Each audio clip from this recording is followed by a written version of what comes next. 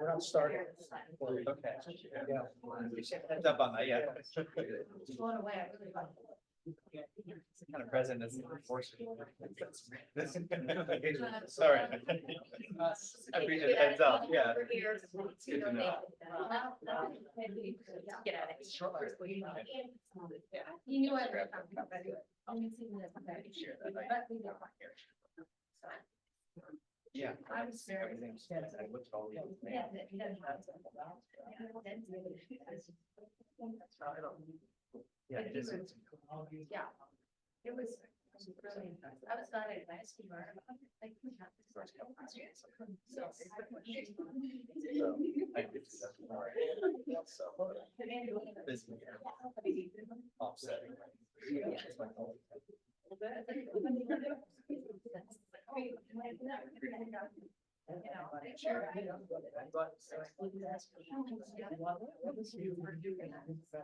I encourage. So they talked about. Two more.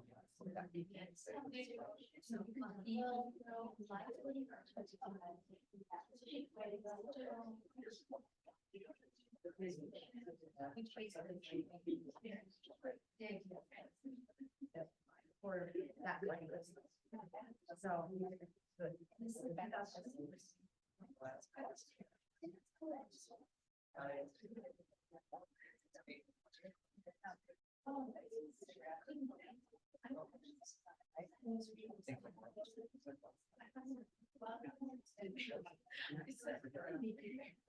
But whether it's teaching.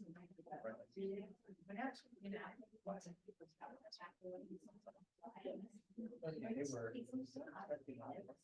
Oh, just- You just got done. It's basically on his roof.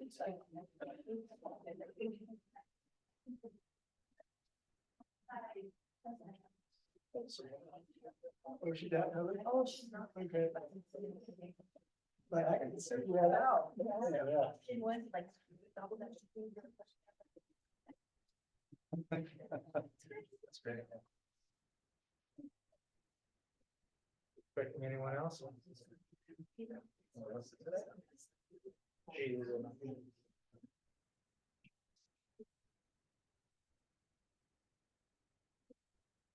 Let me know when you're ready, Gail.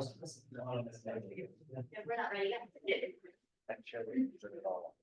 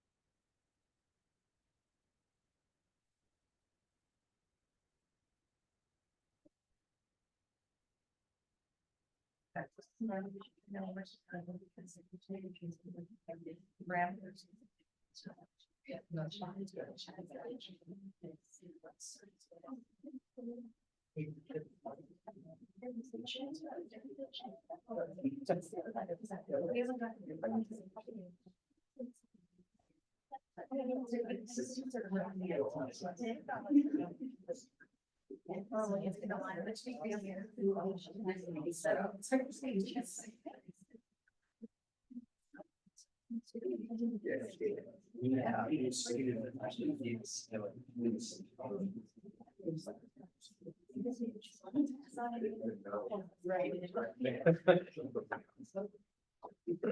Yeah, I know. She does. I saw you.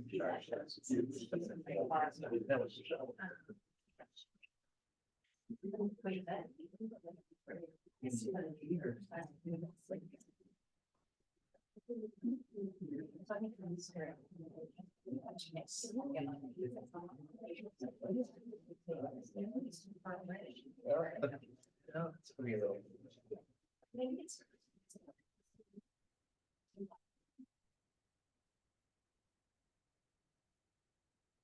I'm having some trouble getting it to YouTube, but I'm still recording it and streaming it to Zoom. I don't know if that is- What's your ETA on YouTube? No.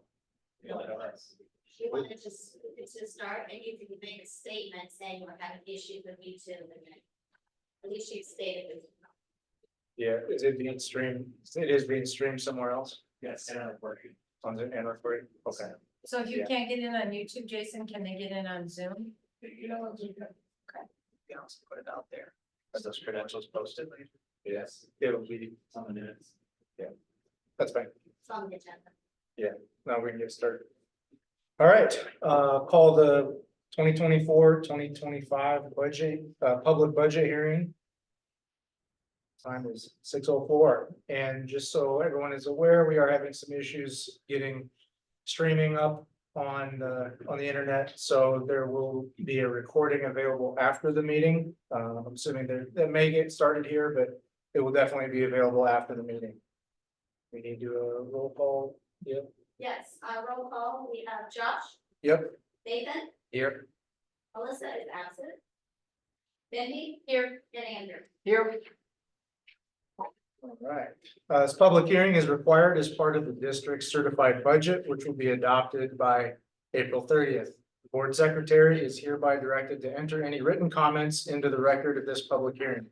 We have public or written. I have not received any written Okay. comment, and I don't believe we have anybody here on behalf of the board. Last chance. Even if you're here for something else, you could talk about the budget. Okay. All right. Well, yeah, so we'll adjourn the 6:00. public hearing. We'll call the regular board meeting to order. Roll call again, Josh, Yes. Nathan, Here. Melissa is still absent, Benny, here, and Andrew. Here. Okay, approval of the agenda, any issues? So moved. Second. Second, Was that Andrew? Yep, I was first. and Nathan, Nathan. all in favor? Aye. All opposed? All right, do we have anyone for normal public forum? I received nothing. All right. Oral reports, announcements and celebrations. Christine? Okay, sure. So the first one we have, we just wanted to talk for a minute about the outstanding, our Gilbert Education Foundation. We had our annual event. And they did an incredible job, and I think we have two experts at the table here, with Mindy and Nathan and all their hard work with the organization. I thought it was well attended, we had wonderful prizes and raised a lot of funds for the district, and it's a huge celebration. I don't know if either one of you have anything more you want to share about that, but. I think there were about just under 200 guests the night of the event, and funds raised were just over 123,000 that night. So consider it a success. Yes, we had wonderful engagement and participation. Thanks to all those involved, but Yes. we able to raise a lot of money for the school system. And wonderful support from our partners that came forward and sponsorships and sponsors that came forward. So very grateful to everyone. And then, of course, the entire community that came out for a wonderful event. And then those funds are used in the classroom for field trips, for materials within the classroom. And then also we're looking at some big projects coming up with playgrounds and things like that for future planning. So I'm grateful to the foundation and all their hard work and the whole team that's on the board for that. And so thank you. Thanks. Good job. That's awesome. Good. Okay, next up, super excited. I love it when we have kids in the room. So Amy Griffin, Principal Amy Griffin is here to represent Gilbert Intermediate students and staff. We have some wonderful staff members here as well, and top-notch kids. So it's all the way around. We've got some stars here. So take it away, Amy. Yes, well, thanks for letting us come. I'm just gonna start with just a brief introduction and then let the students and teachers introduce themselves and take it away. So this is the second spring that the intermediate school has had student-led conferences for our spring conference. And if you go to the next slide, Gail, this is the data from our attendance from the spring, which is fantastic. Really, really awesome, really proud of the students, our teachers, and then of course our families who made that work. And then the next slide, just a little bit as of history with student-led conferences, as we started down the 7 Habits and Leader in Me path. 4 years ago, we knew this was a goal of ours, and then in year 1, 2021, we said, okay, we're gonna do this in the spring.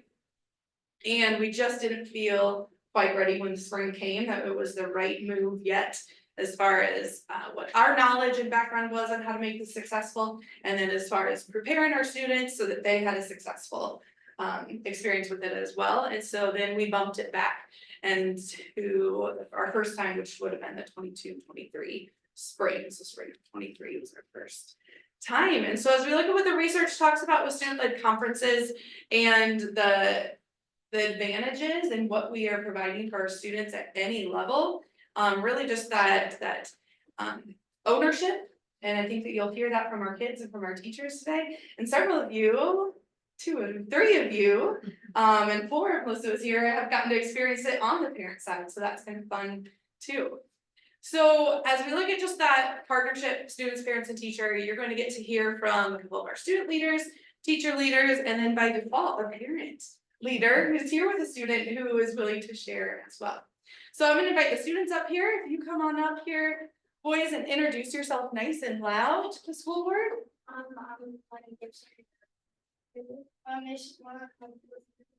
Excellent. So each of you, if you would like to share, what is something you liked about student-led conferences? I liked that you were able to find your voice and lead your own learning. Great. Mason, do you have anything to add? You got to share to your parents what you did in school, that stuff. Excellent. Good. And then what about student-led conferences? Is there anything about student-led conferences that you feel has helped you become a better, stronger leader? When I moved here, I had no idea how the conferences work. And so then when I saw that in the spring, we were like student-led conferences, it made me feel like as a leader, I needed to use my voice, talk, and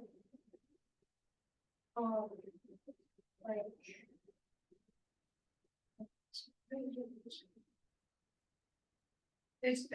How did you prepare for them? Maybe that would help. having somebody to practice with, like somebody like a friend or somebody to hold you accountable and help you be able to lead it so that you're ready. Good, Lenny. It helps me be a better leader because it's not like your own information. You can like tell other people, they like teach you how to like be a better leader at home. And then once you get to school, you might ask other people to play, and then they say yes, and you'll be like yeah. Sure. Good. And then they each had some things they wanted to show you from their leadership notebooks. Did you want to talk first about yours? So the leadership notebook isn't only for student-run conferences, it's to put stuff in it that you're proud of. And like one of them I shared, that all of us shared, was our WIG. And what's it called, Lenny? Our WIG, WIG stands for widely important goals. And the lead measures, I had a couple for school, and it helped me helped me want to be able to meet my goal, which had me work harder and want to be able to meet that goal. And then what do you do once a week in your classroom, Lenny, as you work towards your WIG? We track it and we track how many students have met their goal. And after we've done that, we talk with our accountability partners to show and talk about if you met your goal, you talk about how you met your goal and how you will do it again. But if you didn't, you talk about how you will meet it the next week.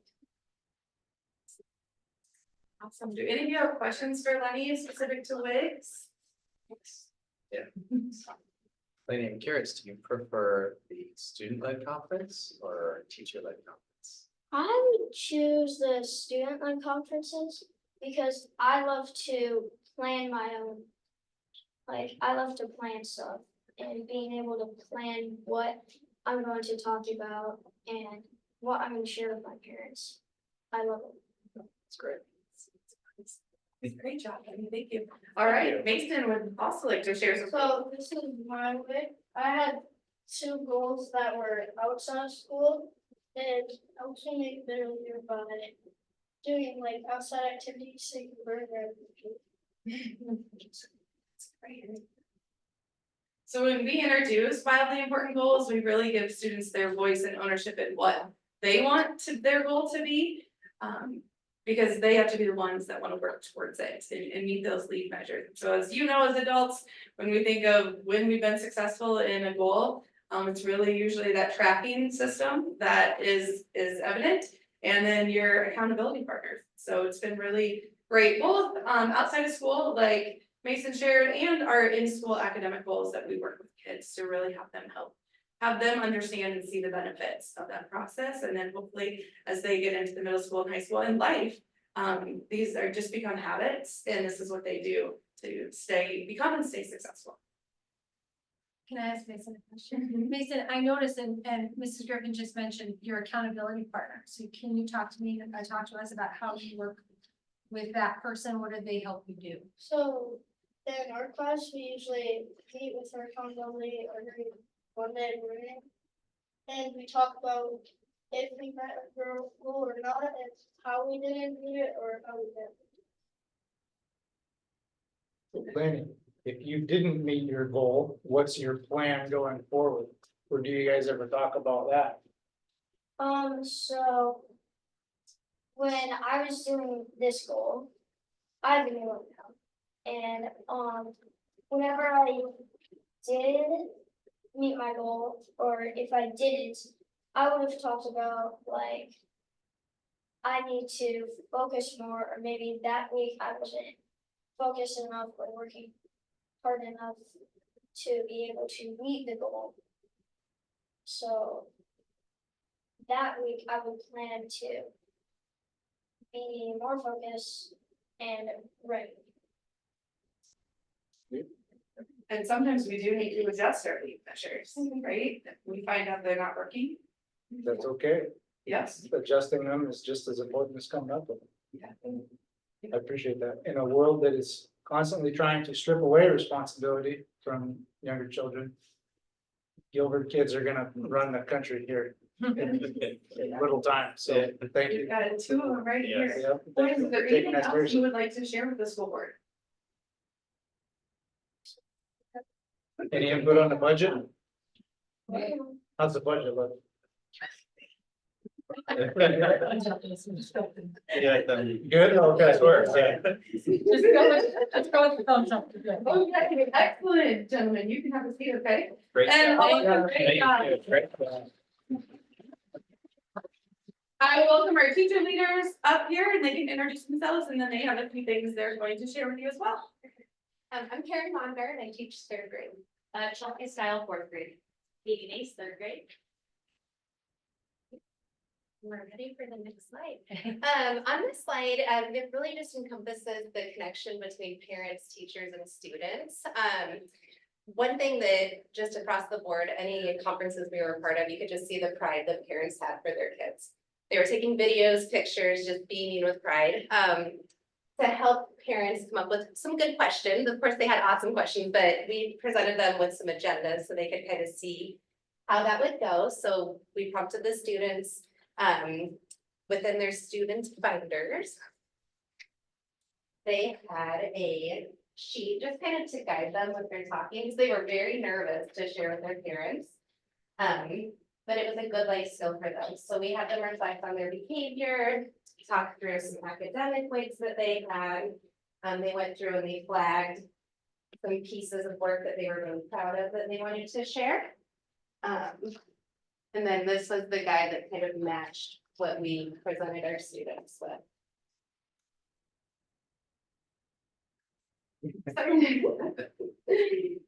So, yeah, things really works through it. And then they had, so they scored themselves, and then they had some academic reflections as well as leadership reflections. Yes, thank you. Yeah. And then I would say we worked on just the preparation, probably a good 3 or 4 weeks, really, because we wanted students to be really thoughtful with what they wanted to share and really put it in their hands.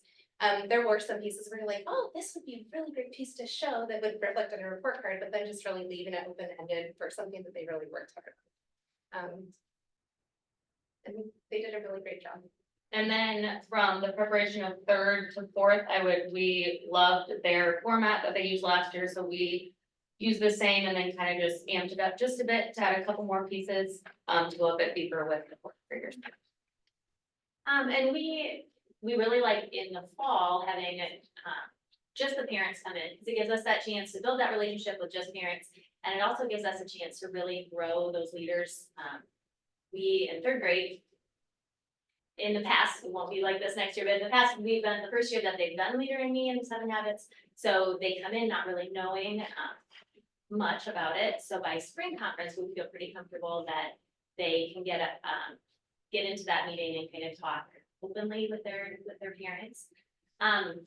We had done student-led conferences. It's probably been, I was trying to think when I was driving here, it's probably been like 14 years ago, that the last time we did student-led conferences. And I really was, when we said, oh, leader or student-led conferences are part of Leader in Me, I was like, yeah, I don't know. It didn't go great before. But I think the difference this year is really putting it into the kids' hands, and they get to choose what they want to talk about. It's kind of like what Lenny was saying, they get to lead their own learning. And so if they have something they want to share, that's what gets shared. Some of the positive feedback that we had from parents included things like, I had a parent tell me, or tell their child when they got done, he said, you just ran a business meeting. You had an agenda, you went through the agenda, you were checking things off, you were prepared, you practiced. He said, I did this at my job today. I literally led a business meeting just like this. And that was such a aha to me, like, wow, future ready. As 3rd graders, this is huge. And we have skills like communication happening and just planning ahead. It just kind of puts everything together. And just kind of going off of that, I think the really neat connection, I did have a parent saying, oh, at my job, I'm working on WIGs with my employees and they're having a hard time with it. So the parent's saying, my 3rd grade student is doing an awesome job on your WIG. So if these kids can do it, then of course you could do it. Same thing, she said it was like a job performance interview where you could just share how proud you are and your growth at those schools. So Not only exciting for parents to see their child be leaders, but it's also really awesome for us as teachers to see them prepare, and then it all come together, and it was awesome. You said this is the 2nd year we've done them, is that correct? So what were the learnings from the 1st year that you took into the 2nd year? What's some things that maybe changed? And then the same question is, what are some things for next year too that you need to be looking at? We had a little bit more time this year, which was really nice. and it was really nice. Each grade level is a PLC. They work together to kind of structure it up and what that would look like. And I feel like this year we really took the time to, here's what 3rd grade did, and just kind of seeing how they could build off year to year. Because I know 5th grade even had talked about maybe next year adding in more of an online portfolio option to it, which would be a really great next step with that tech skill. And then I know 4th grade, you guys kind of. We went a lot deeper with our scaffolding. We left it more open-ended, and it was really confusing, and we made it much more easier for the kids to follow this time around. Also just giving him more time to prepare, I feel like we did better this year. And then going into next year, we just have a couple more just thinking reflective questions of what maybe we would have wanted to hear from the kids after the whole thing. So just adding maybe, what are you looking forward to the rest of this year? What are you striving for next year? Any more leadership opportunity questions? that we could come up with? And I'll just add, I had both these boys last year in my class in third grade and they did fantastic, but seeing them get up in front of this group of adults. Guys, that is so good, because I'm sitting here like, oh my gosh, that's so good. And you got up here and just talk so well, and I just think like starting early and helping kids feel comfortable having conversations. And when they're comfortable about those conversations with things that they own, that they really feel good about, it makes it just a little bit easier. Curious if there was an impact on the parental attendance doing it this way. Do you know what happened? Know what the numbers were before student run? I mean, fortunate for us in Gilbert, our numbers are always really high. which we 98% love. is unbelievable. Right, and I would say, I can go back and look for sure because I have it, but we probably cover 96-98% pretty regularly anyway. I think the best number though is like of how many parents were receptive to this and brought their child with them. We've made a couple of exceptions with some unique situations, and I feel like you're gonna do that anytime to just accommodate parents' needs, students' needs, and do what's best for the kids. But we're obviously super proud of this being the student led. Like I said, we're probably 96-98 outside of student led. May I, so the night of conferences, we also, I don't wanna spend a lot of time on it, but we did the special showcase. Yeah. So that was another opportunity for children to, showcase what they've learned. There were stations in the gym. They had every single child, one of their art projects posted on the wall to show their parents. They had a tech portfolio. They could have done something down in music to showcase if they signed up. So just giving them that extra, added to bring in the specials teachers and just showing all the importance of that as well. I will say the special teachers felt like with this, that they had way more attendance and people coming in and visiting them and learning what they're doing and have this addition, so that was really nice. Well, I can tell you as a parent that participated, I was really pleased with the process and the result. I really challenged my kids, and I imagine all kids, to really think through, plan, strategize, and present, which is tough to do. I really like the part. Well, thank you. Anna, would Yes. you mind sharing from a parent perspective also? Yeah. Awesome, this is all that you. Yeah, I'm Anna Gibson, Lenny's mom. We've been in the district for 2 years now and just so grateful to be in Gilbert District. So thank you for all of your hard work. Just have a couple of notes. Really proud to just hear what Lenny's been working on. Sorry. We talk about it at home, but to be in more of a professional type setting, learning about what he's proud of is always just near and dear to my heart to hear that and to have this, the teachers support them in everything that they do here. It's beautiful. So also to see him be a leader like he is now, increases his neuroplasticity. Like, I'm a brain geek, so I all of the rewiring of the brain and increasing the strength in his leadership skills is priceless. So thank you for all that you do here, and yeah, just excited to keep seeing the improvements each year and what he enjoys to do. He enjoys doing here at school. So yeah. Thank you so much. Thank you.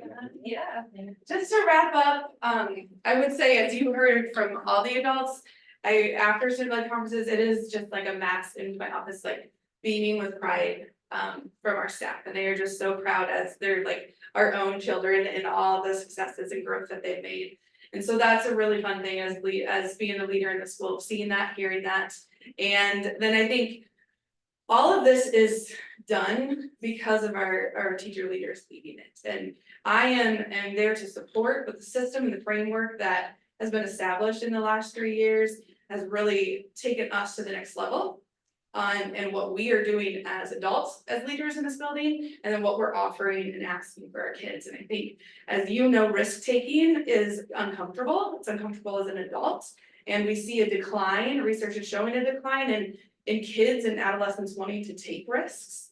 And so just being there to teach them how to take risks in a safe environment, and that growth is happening. And so thank you for your continued support, and Dr. T. And then really it's the intermediate staff and everybody. It's teachers, custodians, cooks, our associate staff, our secretaries, everybody has a piece into our system to make this successful. So thank you. Thank you.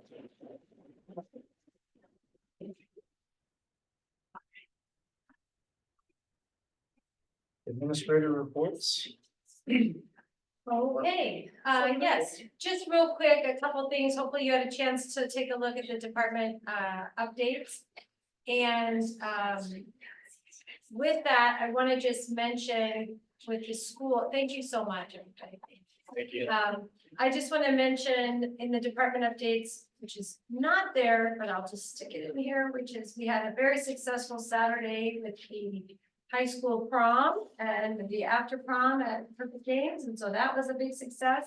And so I'm grateful to Cindy Bassett and her team and the high school and all the things that they did to make that happen. So, and our parents and our kids. So that was exciting.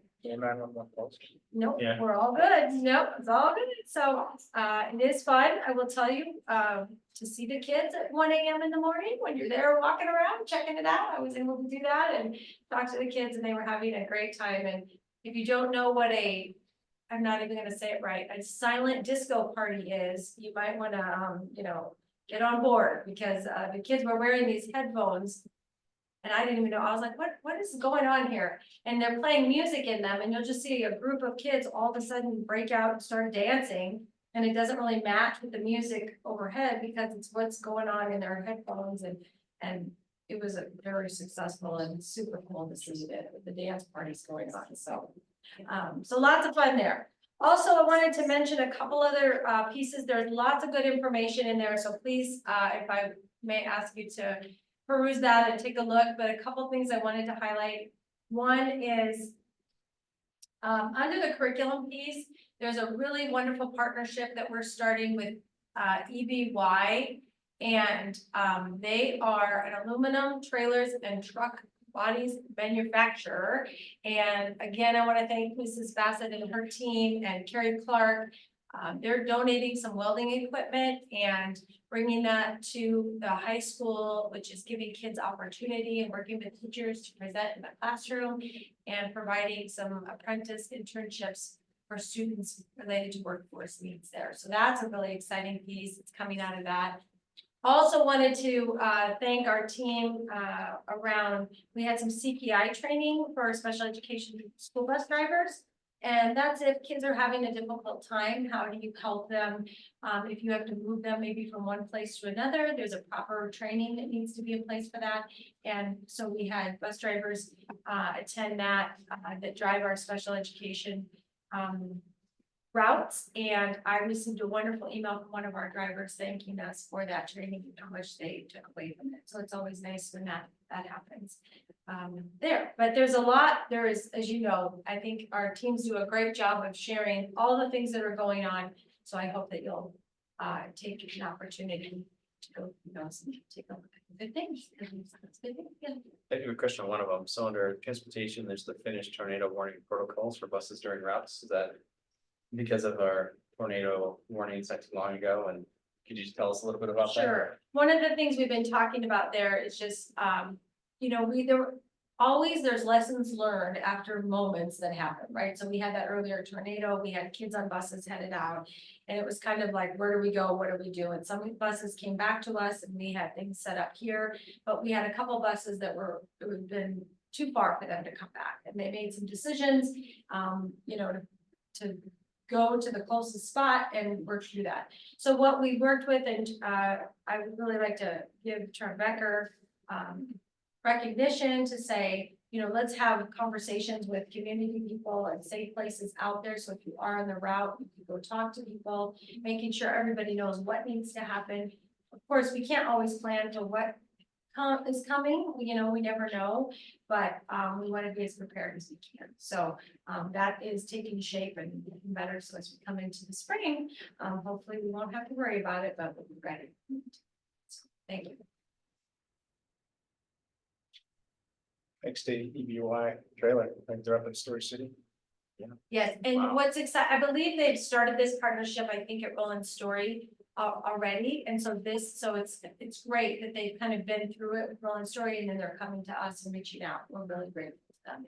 I don't know, Mrs. Bassett, if there's anything else you want to add there, or don't mean to move on the spot. I'd like to know what the involvement is from a job placement, job, you know, is there a formal interaction with EBY there beyond just? It'll be an excellent training opportunity, and for our students, they'll be trained by the head welder from the EBY to actually come in and work with our students every week. And so, and that will start in the fall. So they'll use the equipment that EBY currently uses. That's something that we always struggle to keep up with, is industry level equipment, right? It moves so quick, it's very expensive. So they're going to bring in their equipment, they're going to bring in their head welder, and they will be working with our students and our teacher. So from there, they'll have great training, they'll have great ties to employability opportunities. It'll be wonderful all around. So it's a partnership. Is there an expectation that are we paying that employee to come here, or what's? You're not paying them to come here. This is for them, a way to train, hopefully future employees, and to raise interest level in their job opportunities that they're like many in their industry, they're looking for employees, and they're looking for people who come in with these type of skills. So they're just looking for a way to promote and train employees.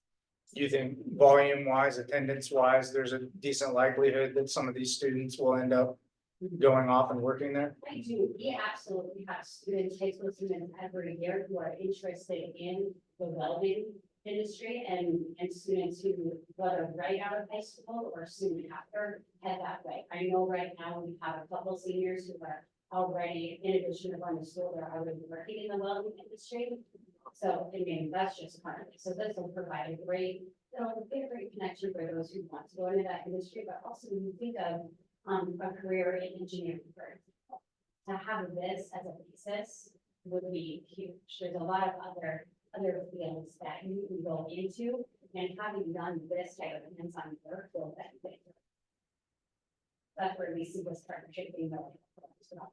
We've been these last couple of years, and probably before that as well, really looking for a partnership like this, and there's been some opportunities here and there, but nothing so seamless. The other ones have been more, we need to hire additional teachers, we need to have even greater facilities than we do, like I said. Industry standard equipment, that's really good to pick up with, whereas EBY came in and they said, we will come in, we will bring the equipment, we will bring the training. And Adam Davis, the teacher of our welding classes, and I met with the head welder there, and he's fantastic. He's just wonderful to work with. You can see how he's going to have a great ability to work with kids, partner with us. What's within our trade programs, how much of that equipment is donated versus how much do we pay for it? We really primarily, the CTE facilities we have now that were completed in 2020, there was a lot of donations, they were part of a bond, I mean, they helped with, and these guys helped with as well. And then the equipment that came initially was partially funded, if I remember correctly, by the foundation. I think at that time, and then since then, we've used the Perkins grant is funds that we receive from federal grants every year. That really helps us.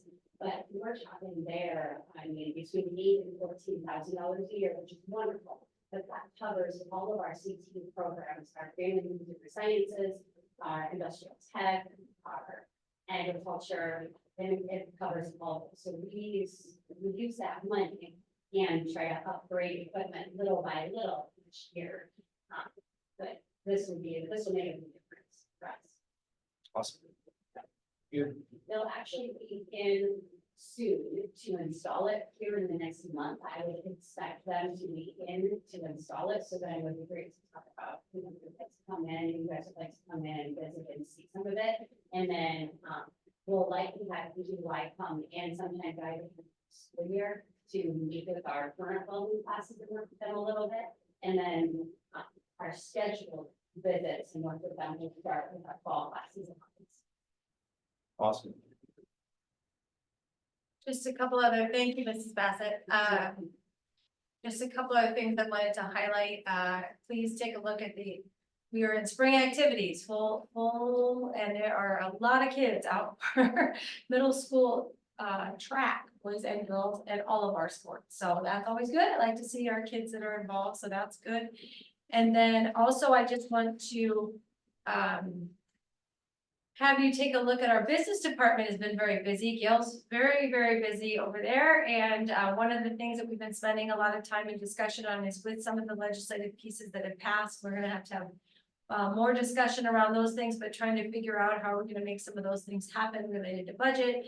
And that was approved by the governor, and what does that look like for salary schedules and money's coming in, and Gail's been working to help us come to some decisions, or maybe not decisions, but just where we're headed, a process of where we're going and what that looks like with what's been put in front of us. So thank you to Gail and all her hard work around that. So there's a lot of good things there. So take a look when you get a chance.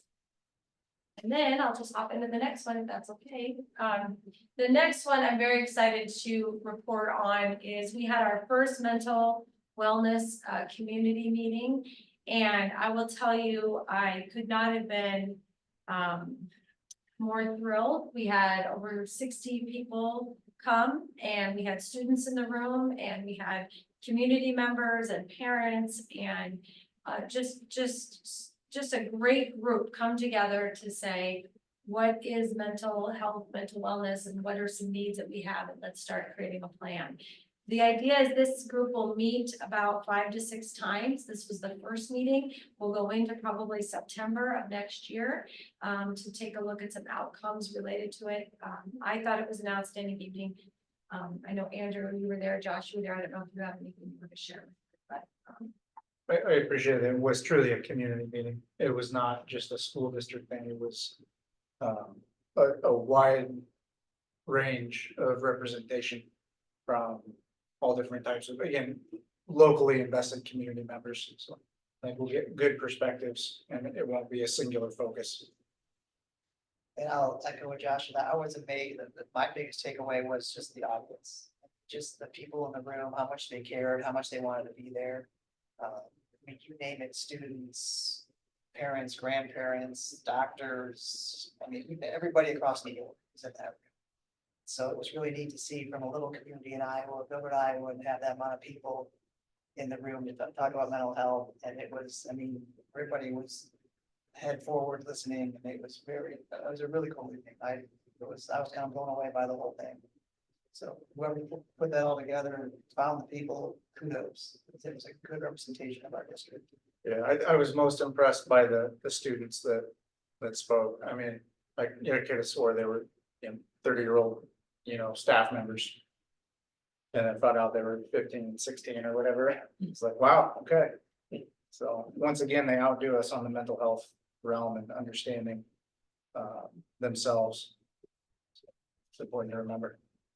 well, and I think having their voice in the room, we can all collectively come together and say, here's what we think is the need, but when you hear it from the students of how that's what this means to me as a student, as a 15-year-old, it was really very, very powerful. And I want to thank our staff that was able to attend and to be there.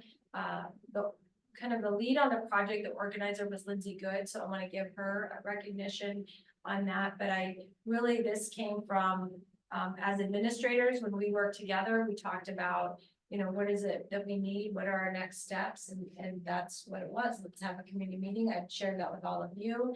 And I will tell you that in my career, I felt like a moment, and to be in that room and have so many people care so deeply about our kids and have that conversation. And one of the participants, we had a graduate from Gilbert that graduated in the last couple of years, come up to me at the end and say, I feel like we're changing the world, that we're doing it right now, right here, and I'm a part of it. I mean, that's what the quote was from this student, alumni, and that meant a lot to me. And so I'm grateful to the group. I look forward to the work we're gonna do together moving forward, and I can't thank our community that came together enough, so.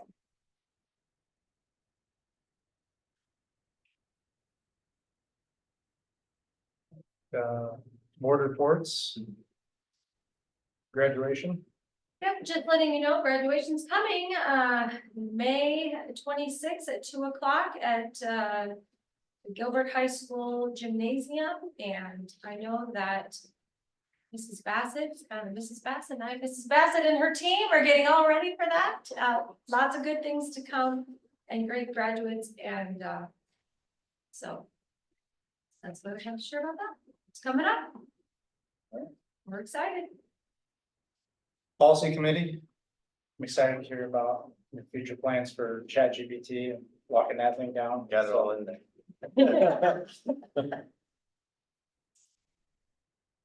Well, policy committee, Nathan and I are on that with Gail and Dr. T. We had our second meeting, earlier this month. We, went through, so the IASB quarterly brings forward, kind of a list of policies to review that are either changes to current policies, policies that are old and should be deleted, and then, new policies that are bringing forward. And so our team worked through those, and then we're gonna meet monthly, the policy committee, and we're working to set forth like a cadence for reviewing all of our current policies, how to handle these incoming quarterly updates that we get, as well as additional things like handbook and that sort of thing that need to be done. So we're working through I'm working through setting what that cadence might look like. And then each month as we meet as a policy committee, then the next month, those will be brought forward to the school board for first reading. And we'll just try to kind of always have policies that we're reviewing and revising as a group. So that's where we're at. Yeah, and I, as Mindy had said, we're working on the schedule and she's put together a draft of this, but I'm real excited about the collaboration we have on this. So as we get organized and how we want to tackle this, it have to be reviewed on a 5-year cycle, but we're trying to be real pragmatic about which ones we're doing together, the ones that are related.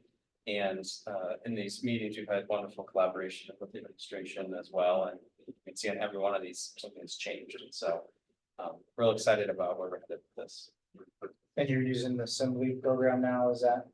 Yeah, how is that? Is it fairly, I remember, I've still got the.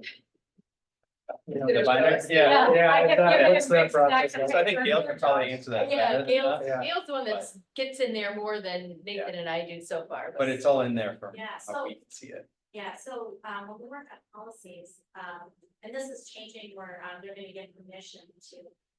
So all of our policies are in here, but we have a work in progress.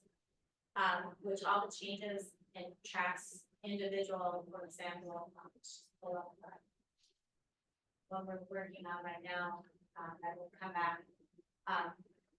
But the policy committee will have access to this, and this comes from the ISD.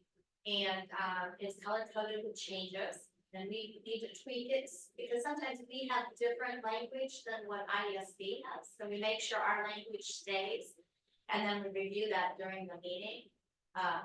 But this is, when it comes through, it has been through ISB's legal team, they made the color changes. And then we review it as a committee, and then, bring it to you for first reading. And then possibly second, maybe third.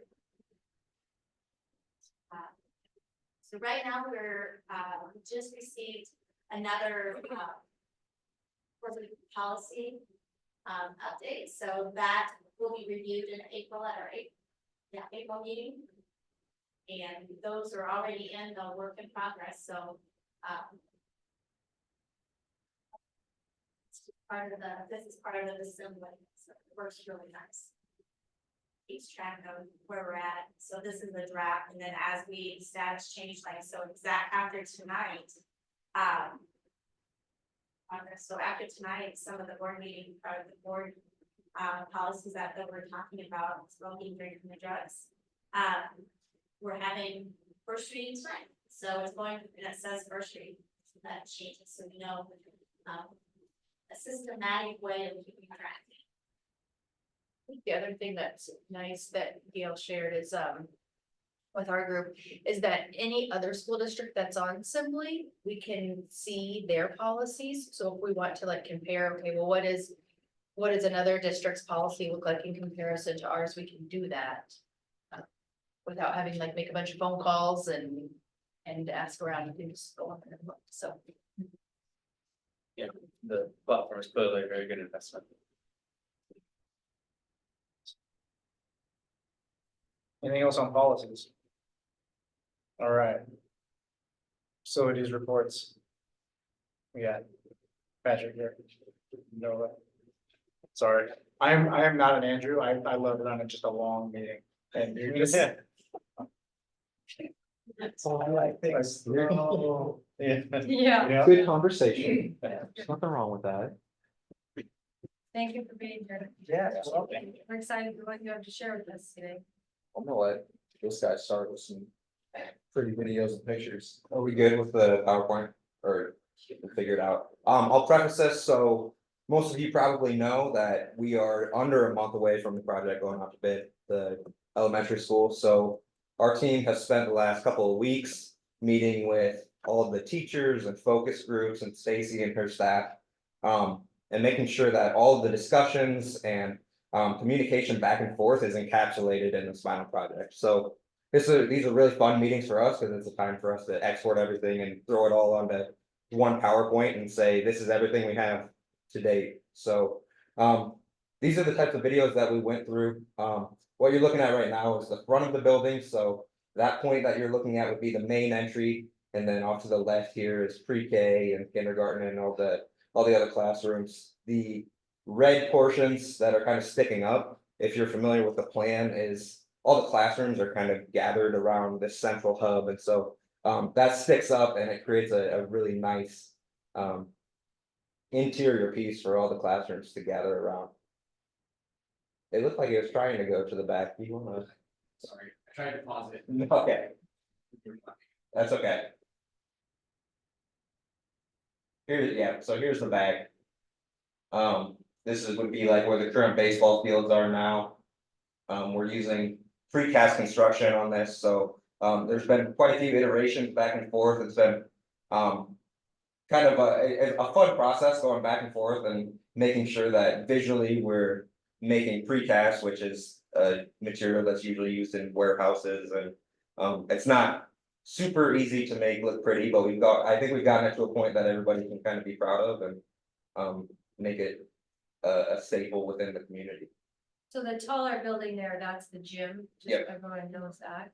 And then if, I don't know, we're back around to the front where Andrew was talking about those red points. Those are off of the end of the neighborhoods and you'll see those when we go inside. And that's where that, there's also sort of a porch, if you want to think of it that way, out that end. So that everybody has outdoor learning space as well. So it has a combination of in that neighborhood and then you go out those doors and then there's some outside learning space there.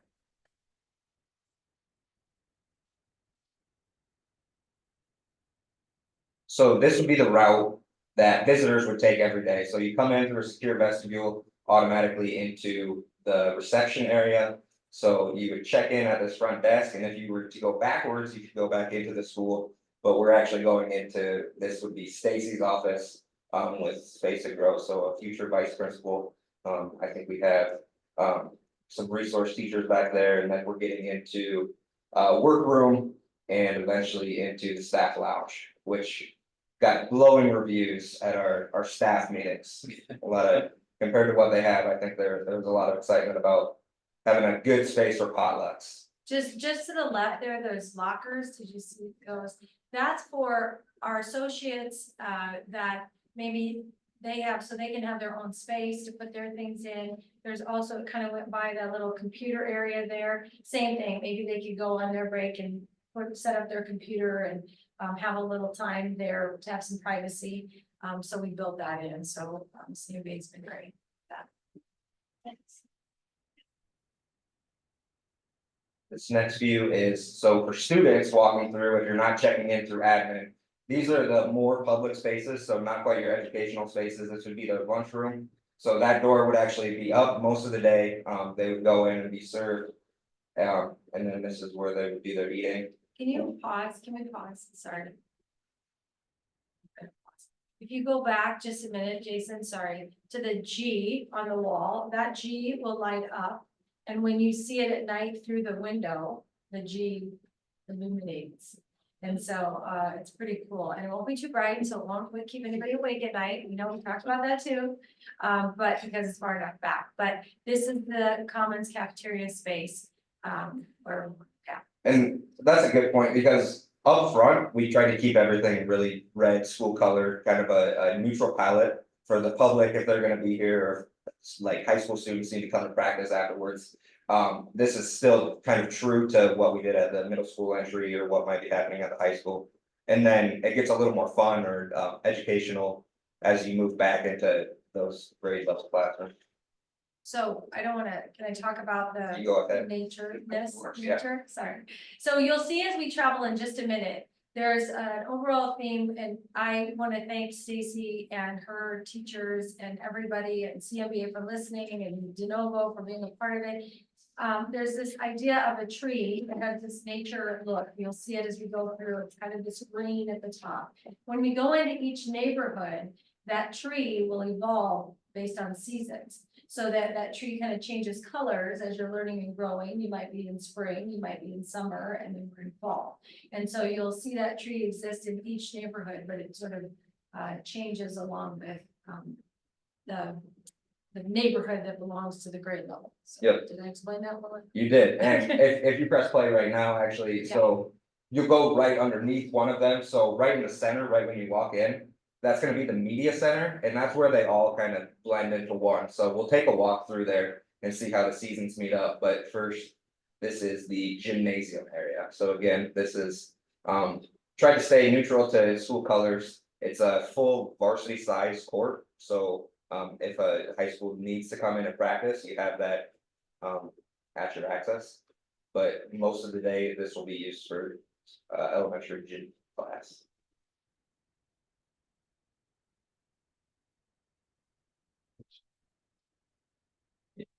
But that'll also be a hardened shelter, so that's precast on the roof too. And then this is gonna take us past the library into the art room, Yep. I believe, and then I think it circles back to the art, or to the classroom. Were we always precast? For the exterior. Yeah. Well, Pretty much, I mean, that decision was made during schematic design, probably September, October, November, around then. We do a couple different costing exercises, and it's been that for. Yeah. So this takes you by the library, you can kind of see some of those cutout spaces. And then I believe we go into the art room, so Yep. you get a little glimpse into the art room there, and it will be available. And our kids will have amazing art experiences there. And then I think we go to a neighborhood next. This is into the media center. Oh, right.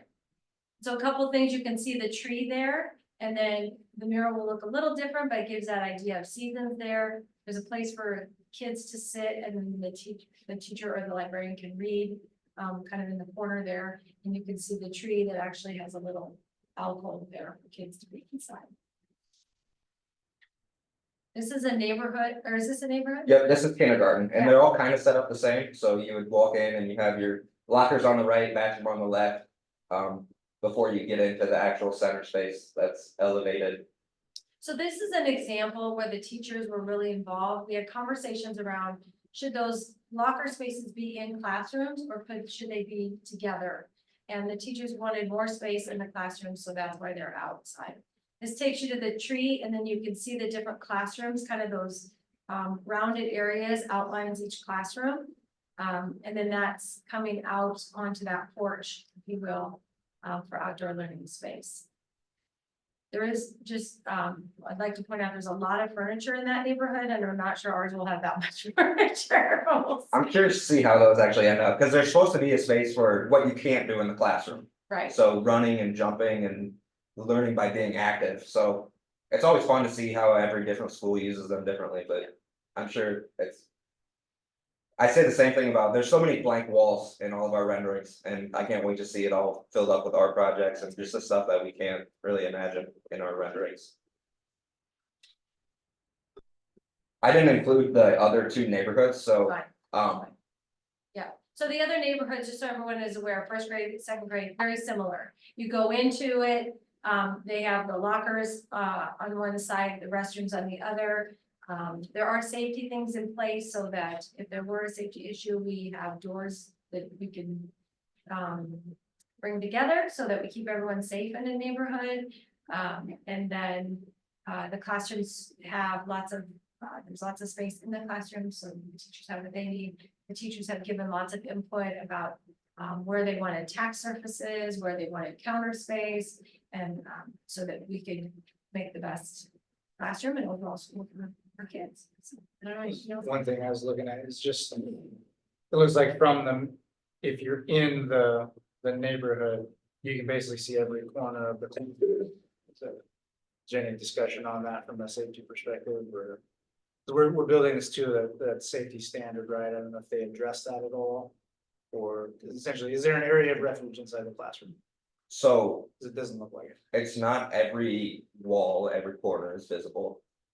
Where we've focused most of our efforts in safety is making sure that we can compartmentalize from a door perspective, so.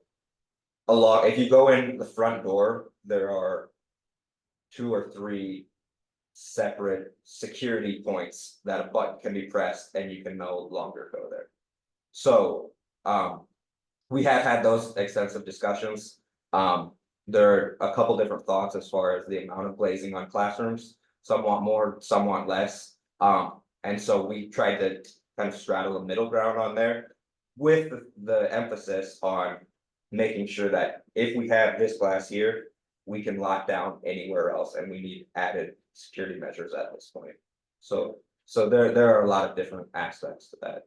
Seeing that, you know, with, you know, kind of the on foot perspective. I might ask more about that in the future. Cause essentially there's one door and then you've got 100 kids. Cause there's an exterior door. This one, Yeah, there's one exterior door that goes into that neighborhood, essentially. So it may be worth the discussion in the future. I mean, obviously, we're pretty far along, but when you see it on foot there, it definitely raises some questions, at least from me. And I think there are a lot more discussions that we can have about that and measures that. We aren't showing on a video when it comes to what we can do to that glazing and. Yeah, even just one of those window panels gives you pretty solid corner of that room. Sure. We should look at it. I think it's worth the discussion. Yep. I know we're pretty far along, but it's all different when you walk the building. Yep, sure. Dr. T, do you want to talk about the capacity of this building versus current building? Sure. So we're building it for 7 classrooms per section. So right now we're at 5, and so it does allow for the growth, and that's where we started in this process, is to say, you know, what is the future hold? And we go back to that original enrollment report that we did a while ago, and it does give us that growth. What you won't see, unless more building happened really, really fast, is that we probably won't grow to 7 sections immediately. We would probably, depending on how kids come through and kids move in, we would grow to the 6 and then potentially to the 7 within a short time frame as well. So the different areas, having the bigger cafeteria space allows for all of our kids to be there. I mean, we make it work. Stacy and her team makes it work. They do a wonderful job with the space that we have now, but this will really help grow with us. And then as you can see from the gymnasium, you know, they can have everybody in there as needed. And then what I like also about the gymnasium is that it gives us a nice facility for the community as well. So if you wanted to have youth basketball and fill in all the great forms that go with it, we're available for that as well. So to me, it's a win-win for our growth and for our kids that are coming, and then as well as for the community. So that answers that. And then just a couple other things that go along with this, so currently the design team is in the construction documents phase, so buttoning up everything, making sure it's buildable, all the details are in there, so that when we get to bidding, everything is very clear for the contractors, and then we get good numbers. So the goal for that is to bid that, get that out to bidders on May 1st. They are very well aware this is coming. I promise they're probably getting really tired of us saying, hey, this is coming. So, that's been months of the making, as we've been doing our cost estimates.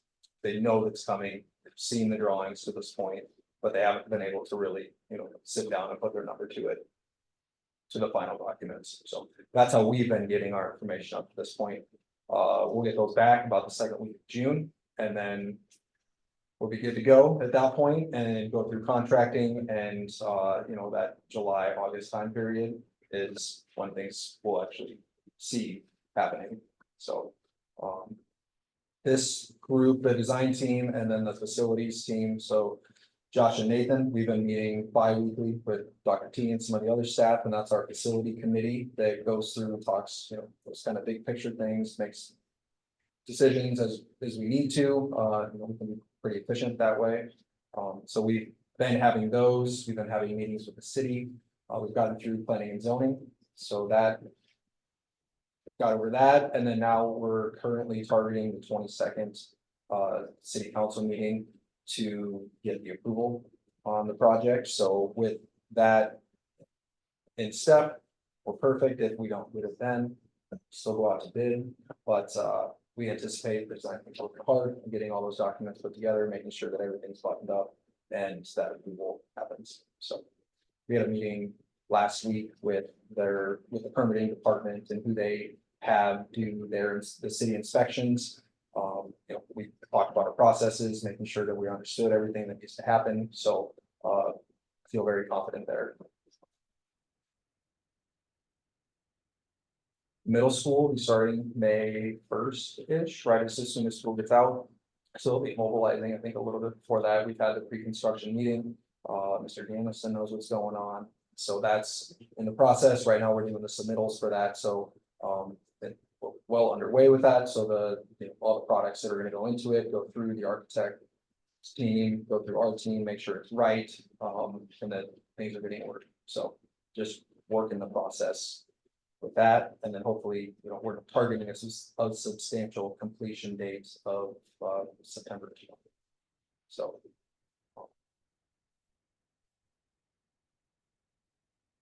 Oh, yeah.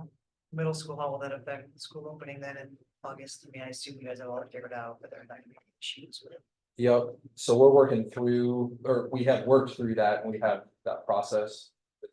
I'm a little bit removed from exactly how that's gonna be, but they can probably talk about that better than I can. Stephen, who was here at your last meeting, he would be able to speak to that much better than I would, but that's I've definitely been discussed and figured out. So. Patrick, would you say that there's much initial interest when due out to bid? Yeah, I mean, it's a big project. There's definite interest in it. Steven's the one making all the calls. Right. I'm here talking, but he's the one doing all the work behind the scenes.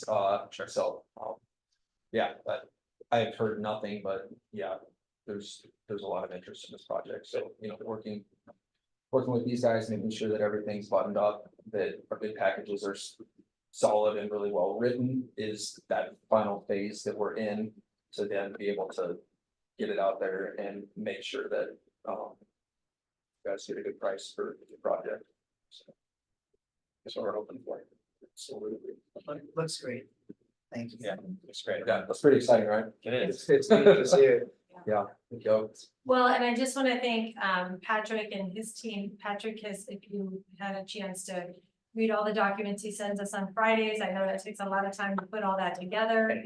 That communication is over the top, but well appreciated. And One of the things I love about it is I don't think we have a team that could say they don't know what's going on. If they do, they haven't read the email, because there's a lot of good information.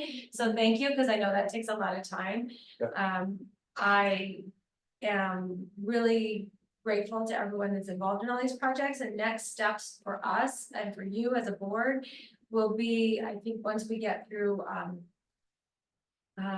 bidding May 1st and getting that going. I think the next step for all of us will be bringing you back projects, kind of like where are we and what's next and what's it mean for the budget and how do we go from here? Because this will get started on the middle school entrance, get started on what we need to do for the elementary, and then it's like, okay, what are the other projects that we said? What's the language? Where are we? Timeline, just to remind us where we are and give input there. So that'll be next, probably. Our May meeting, maybe we'll be ready for that. Yeah, there's a lot of moving pieces with this, and now that two of them are almost to the point where they are becoming a reality. Just always making sure that we're checking out what the big picture looks like, and making sure that you guys are all aware of that. And so that's what that meeting will look like. Yeah, we're excited to share where we're at.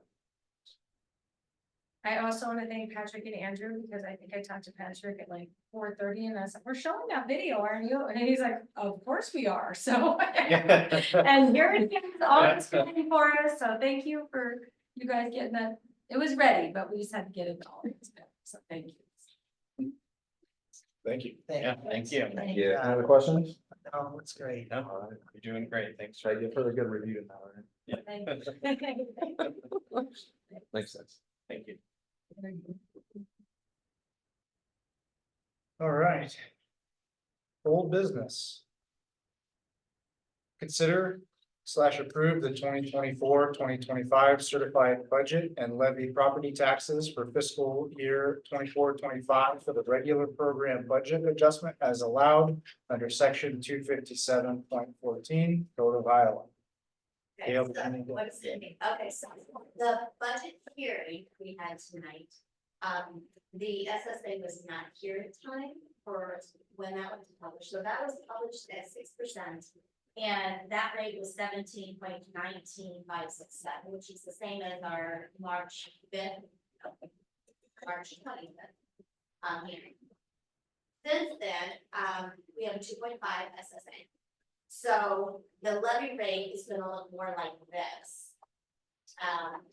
We don't do anything at this point because we've already published at that other rate. So what happens is the Department of Management makes all the adjustments. And then, that will come in effect. So our levy will be more like this, which is about 25 cents, more than last year. And this is, mainly because of we took advantage of the full, cash reserve, which is all property taxes. So this is what really the levy rate is going to be, when it comes July 1. It's been a while since we didn't have the SSA in time for this whole process. But. So other than that, the hearing was for the levy at a higher rate, but the adoption is going to be, we have to go with what's published, but ultimately, when everything gets changed by the Department of Management. And when's that happen? That will take effect after April 30th. Around then, they've got it certified on April 30th, so then all this changes. So by I'll be getting documents from the Department of Management around June for review, and that's where I'll double check to make sure the levy rate is right. I'll double check all the levy rates to make sure the cash reserves in there, our debt service is maximized, and that we have everything in there. So that'll come about June. And then we'll take it back in July 1st. I'll move to approve. Second. Okay, I didn't hear. Okay, that's all right, I mumble. I'll second. All in favor? All opposed? Moving on to new business. First reading of revised board policies 502.07, student substance abuse, 605.06, internet appropriate use. 605.06 R1, internet appropriate use regulation, 701.01, depository of funds, 701.02, transfer of funds. 701.03, financial records, 703.01, budget planning, and 703.02, spending plan rescinded. We've all seen those. Any comments from the policy? Anybody have anything that we need to know? This is just the first reading. Yeah. so. From our perspective, Everything that we went through, at the committee, the changes are planned here. yeah, I say I think every single one, we ended up making some changes between administration there and with us, so those are all reflected here already.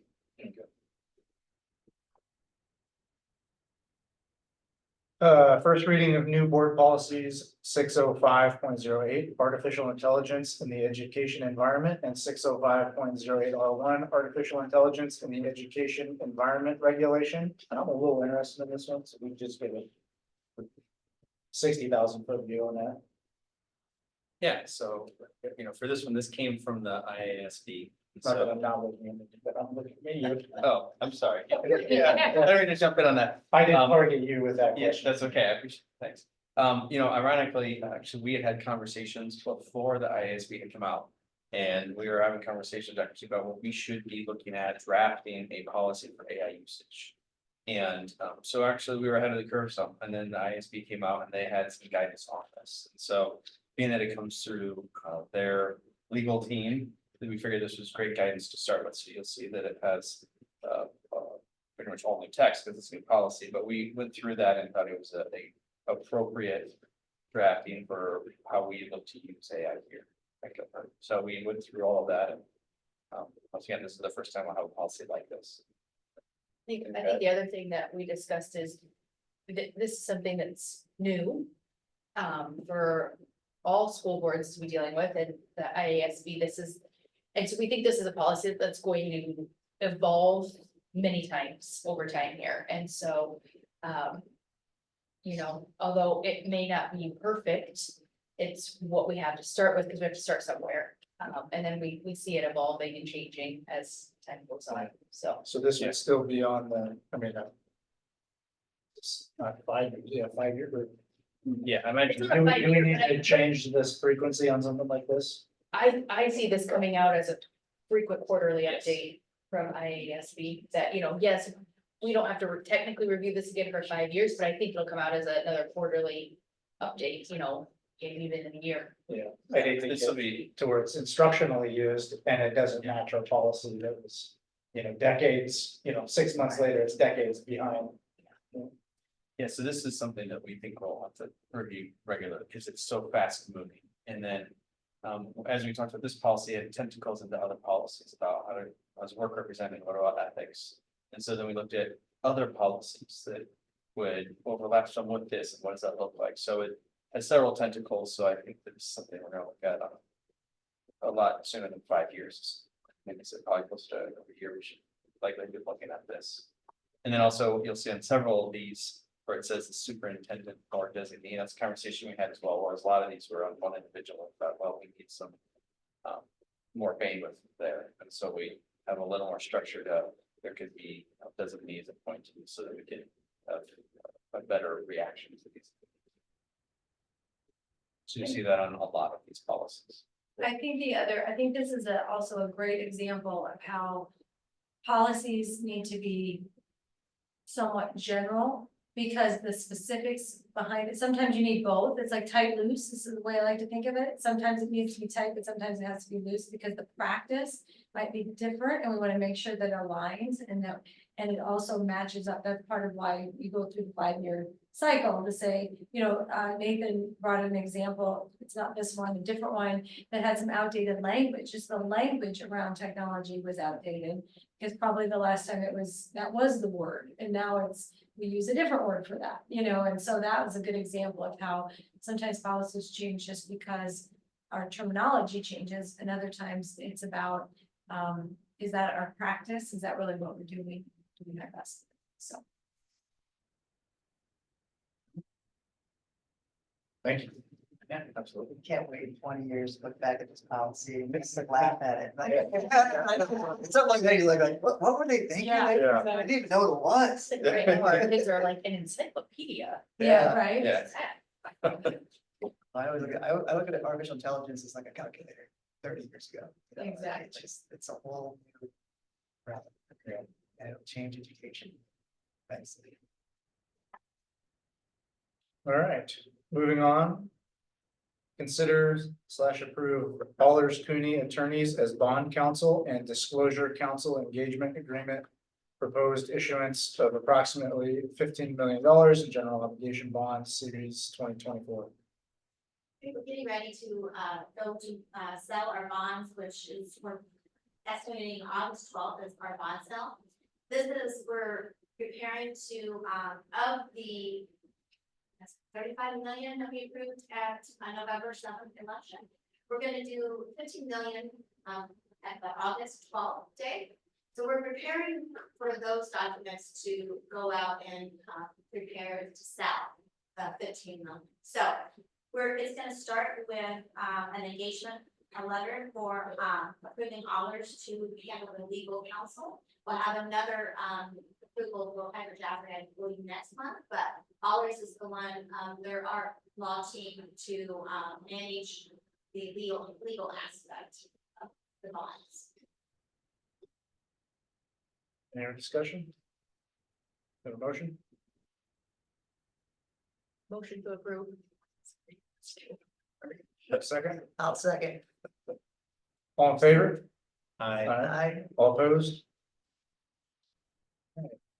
Next, consider approve resolution authorizing the issuance of approximately 15 million in general obligation school bonds and levying a tax for the payment thereof. I'll move to approve. Second. All in favor? I, All opposed?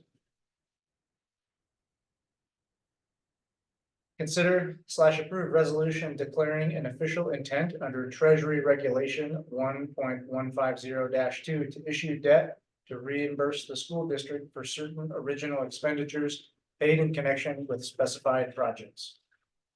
So what this means is, we have to have a resolution, the board approves the reimbursement. If there's any money, district funds, used, like, for example, say, for basically paying some construction costs before we get the revenue from the bond sale. We can actually reimburse and use bond proceeds later on to reimburse us for those, expenses incurred before the bond revenues come in. a motion to approve.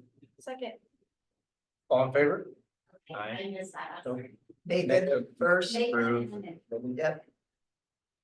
All in favor? I, All opposed?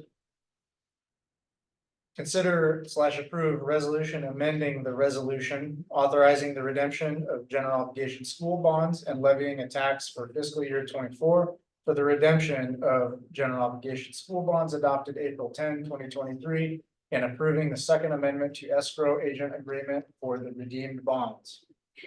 Okay, what that actually means is within calls and bonds, we have our debt service financial plan for our district is always to maximize the 405 levy.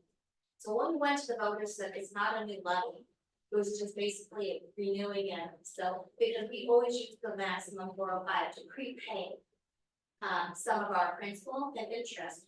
So long term, that helps us increase our bonding capacity for a future project. We prepay, so we have, for a year ago, when we approved fiscal year 24 district budget, that was a 405 levy, but our debt payments for that year wasn't that much. So we are taking the excess of the extra of that 405 and we're gonna call $950,000, prepay $950,000 of debt. And so this gives the authority to actually go out and do that by June 1st. The motion? No motion to approve. Nathan, and second, I'll second. all in favor? I, All opposed? Financial report summary. Yeah. So we have 2 months here, and I will just briefly a few things that the review of first of all, the letter to the state auditor, you take a review of that. Our audit did not get back in time for the deadline, so we requested an extension. I anticipate that you should see it by the April through the May board meeting. So that is we sent that and it was approved by the state auditor. So the one thing as we're going through financials in March.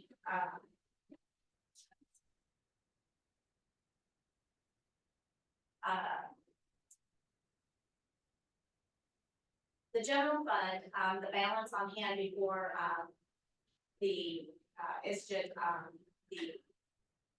we have $2 million in an investment, and so our cash on hand is lower than we've seen for a while. So this is why we're doing the cash reserve, and the cash reserve will not go into effect until July, but it comes in the form of property taxes, which will be September and April. And so, or excuse me, October and April, because they're paid at the end of September, we get it in April, they're paid at the end of March, and we get it, excuse me, end of September, we get it in October, end of March, and we get it in April. But anyway, as I'm tracking this, our cash flow is, I'll probably have to pull some out of our investments for our summer. Summer, we do not get state aid or any property taxes, so that's when our cash flow is the lowest, because we do not have revenue coming in during the summer. And so, as I'm looking at this and tracking it, we do get some, our tax, our April taxes will be coming in next month, or, yeah, April 15th, so we should be getting quite a bit of, taxes in our second half, so that will help. But as I'm now looking at this and trying to anticipate what the cash flow for the summer would be, this is kind of giving me some indications that it's gonna be tight. We'll have to pull some probably out of our investment, which, you know, we'll just have to do that. And then with our cash reserve, starting July of next year, that will help to get us a more of a better cash flow position. We still making about 5% on that cash reserve? That's in that high interest savings, right? Yeah, so in March, we have. It is. Yes, 5.053%, which is actually 0.003% decrease. But it is over 5%. And that's in the district's accounts. And we have some in SAVE and we have some in our general fund for that.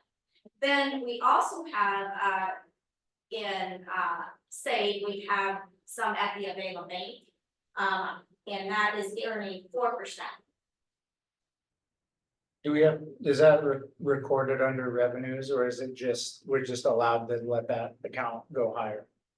I have it in a balance sheet, but it's recorded in interest. So it's here, as you see it, the for example, general fund ISJIT balance is at the very bottom here.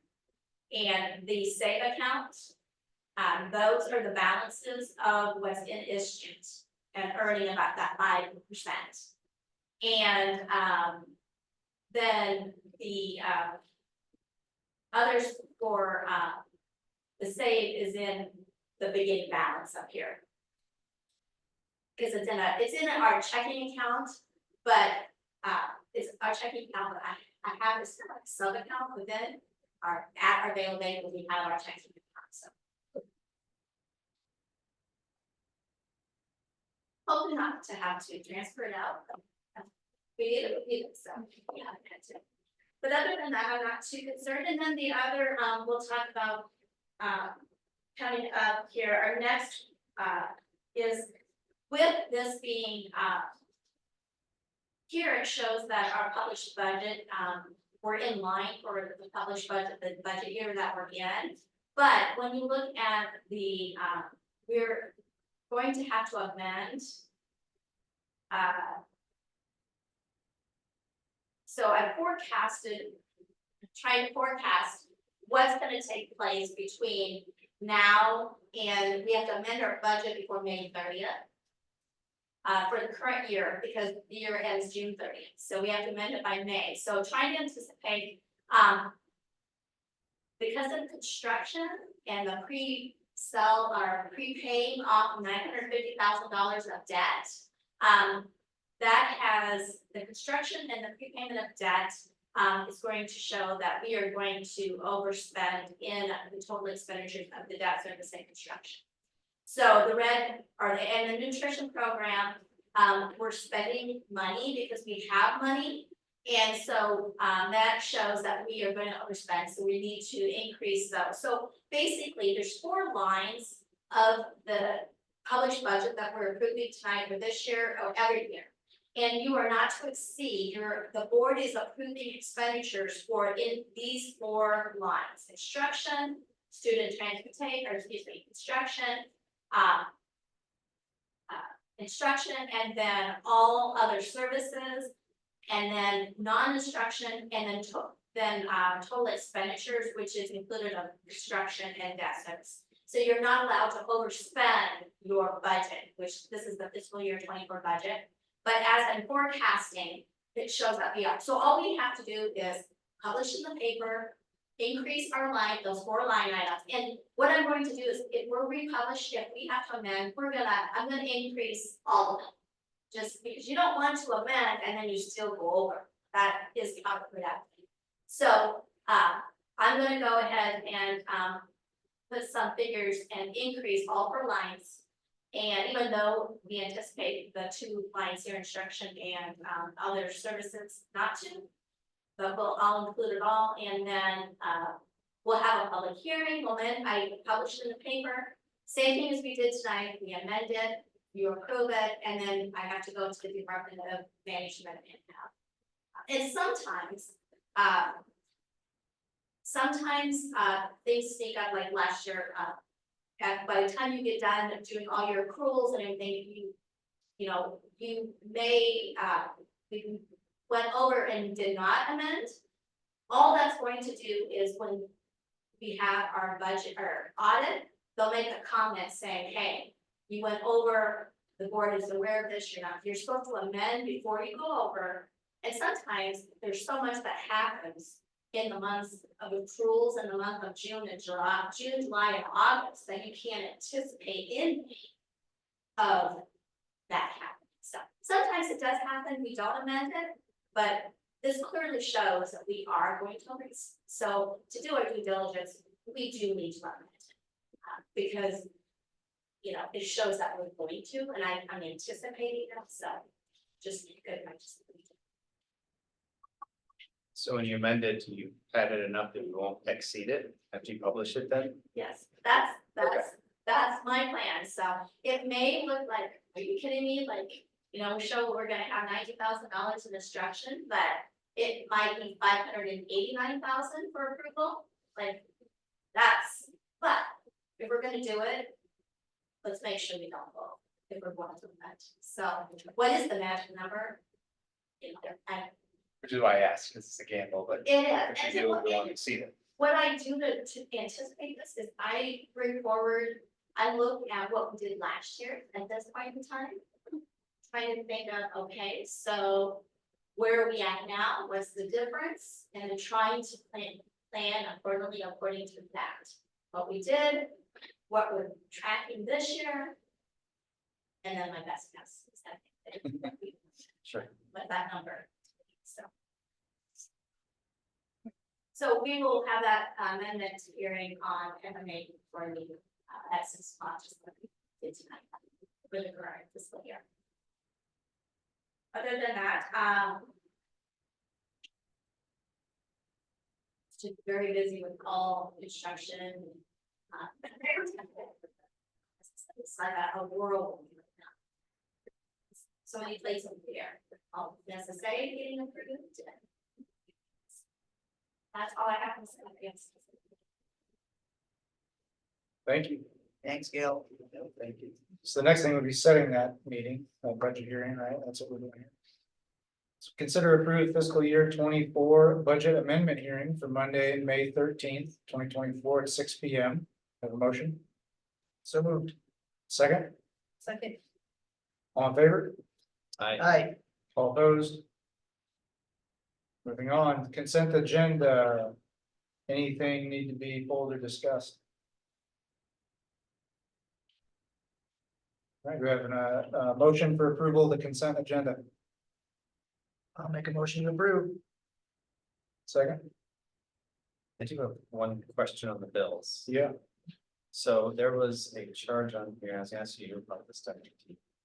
That was for. $10,000 to Decker Sporting Goods, what type of expense would that cover? To Decker Sporting Goods, or is that a question to you, Gail? Just, the others are pretty self-explanatory, but that's pretty general, I'm just curious if we're spending that. Football helmets. But I'll have to check because they are, I don't know if the timing of that, the purchase order, they made a, they actually made, I know they're planning on doing football helmets. Okay, But let me check on that and I'll get back to you of what that actually is. Decker, also we do uniforms. okay, so it's So football that's what equipment. That's our uniforms. I know they just bought a bunch of football helmets. That's, Yeah, and I don't know. Okay. That's where they get like uniforms for all schools. Okay. But I'll report back to you. Yeah. Yeah, just curious, if you watch it monthly, like, so those are pretty obvious, but those that are pretty general, I'm just curious what those are. Yeah, the 98, I mean, for supplies. If you have 98.75, Gail. Yeah, that's a big numbers. Yeah, It's good that. yeah, I won't get into it now, but I will let you know on that. okay, thank you. Thanks for letting me know. All right, anything else on the consent agenda, or do we have a motion to approve? I approved it already. I think we. That's right. I'll second. Second, okay, all in favor? Aye. Aye. All opposed? All right. So upcoming meetings, we have May 13th at 6 P M, the fiscal 24 budget amendment hearing and regular board meeting. May 26th at 2 P M is graduation. And June 10th at 6 P M, regular board meeting. With that, we'll call for a break. We adjourn. No, we will not adjourn the meeting until after the closed session, so then we'll go back. So right now, we're just gonna take a, maybe 2 minutes break. Yeah. So we lock the door. 7:40. We'll start back. Mr. President, we have to stop the stream. Yes. Thank you, sir. Google, Zoom, YouTube, all the, I'll leave. everything. That's what I'm saying.